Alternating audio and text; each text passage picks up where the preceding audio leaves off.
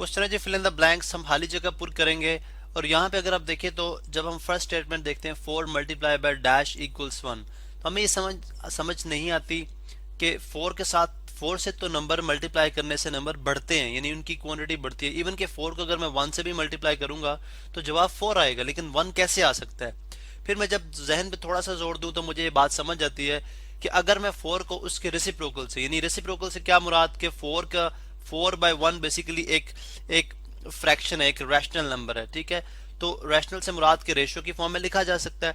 अब अगर आप देखें तो 4/1 एक नंबर है, इसका रेसिप्रोकल क्या होगा। रेसिप्रोकल से मुराद कि अगर मैं इसका न्यूमरेटर जो कि 4 न्यूमरेटर कहला रहा है 1 डिनोमिनेटर, अगर मैं इसका न्यूमरेटर और डिनोमिनेटर की पोजीशन चेंज कर दूं, यानी इसको रिवर्स कर दूं, उल्टा दूं, तो ये नंबर बन जाएगा, रेसिप्रोकल क्या हो जाएगा उसका 1/4। अब अगर मैं इसको 1/4 से मल्टीप्लाई करता हूँ, 1/1 डिवाइडेड बाय 4, तो मेरे पास आंसर 1 आ जाएगा। वो कैसे, बिकॉज 4 कैंसिल आउट हो जाएगा, 4 1 टाइम्स 4 और 4 1 टाइम्स 4, तो 1 मल्टीप्लाई बाय 1 इज 1, और इसी तरह डिनोमिनेटर में भी 1 मल्टीप्लाई बाय 1 इज 1, तो ये 1/1 आ जाएगा विच इज इक्वल टू 1। तो मालूम हुआ कि अगर आप किसी भी नंबर को उसके रेसिप्रोकल से मल्टीप्लाई करो तो आपके पास जवाब आएगा, जो जवाब आपके पास 1 आएगा। And one is called multiplicative identity. ये हमारे पास कहलाती है मल्टीप्लिकेटिव मल्टीप्लिकेटिव आइडेंटिटी, ठीक है। और इसी तरह से अगर आप देखें तो सेकंड जो स्टेटमेंट है हमारे पास, उसमें अब इसमें जो 1/4 होगा, जो गिवन नंबर का रेसिप्रोकल होगा, वो कहलाएगा मल्टीप्लिकेटिव इनवर्स। तो मालूम हुआ कि किसी भी नंबर को उसके मल्टीप्लिकेटिव इनवर्स से मल्टीप्लाई किया जाए तो हमारे पास जवाब क्या आएगा, मल्टीप्लिकेटिव आइडेंटिटी आएगा, यानी कि 1 आएगा। इसी पैटर्न के ऊपर ये बाकी भी जो हमारी फिल इन द ब्लैंक्स है इनको भी हम सॉल्व करते हैं। अगर आप यहाँ पे देखें तो -2 को हम किस नंबर से मल्टीप्लाई करेंगे, हमारे पास जवाब -2 ही रहे। अब अगेन कि हम मल्टीप्लाई करें -2 को, तो जैसे हमने बोला कि अगर मैं 4 को यहाँ से 1 से मल्टीप्लाई करता तो 4 ही रहता, इसी तरह से अगर मैं -2 को 1 से ही मल्टीप्लाई करूंगा तो तभी ये -2 रहेगा। तो मालूम हुआ कि 1 इज कॉल्ड मल्टीप्लिकेटिव आइडेंटिटी। आप किसी भी नंबर को 1 से मल्टीप्लाई करो इन केस ऑफ मल्टीप्लीकेशन, जबकि एडिशन के केस में हमने देखा था कि सिचुएशन मुख्तलिफ थी।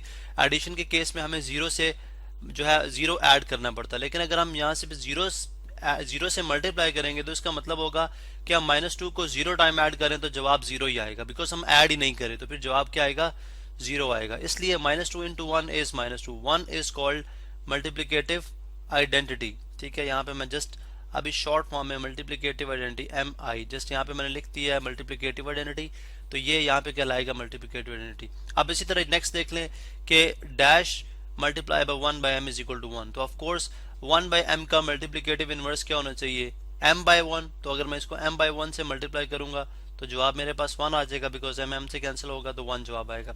इसी तरह डैश मल्टीप्लाई बाय 7 इक्वल 7 के, यानी मैं अगर इसको 1 से मल्टीप्लाई करूं तो 1 इंटू 7 इज इक्वल टू क्या आ जाएगा, 7। इसी तरह से अगर आप देखें तो -9 मल्टीप्लाई बाय 1/9, अगेन यहाँ से नेगेटिव नेगेटिव कैंसिल आउट, ठीक है। 9/1 है ये एक्चुअली, तो 9 से कैंसिल आउट हो जाएगा, तो 1 इंटू 1 इज 1, और 1 minus 1 into 1 is again 1, because 9 से कैंसिल आउट हो चुका हुआ है, तो इसलिए यहाँ पे भी आंसर आ जाएगा 1। यानी इन सिंपल वर्ड्स अगर आप इस प्रॉपर्टी को याद रख लें कि जब किसी नंबर को उसके मल्टीप्लिकेटिव इनवर्स से मल्टीप्लाई किया जा रहा है तो जवाब हमेशा 1 आएगा।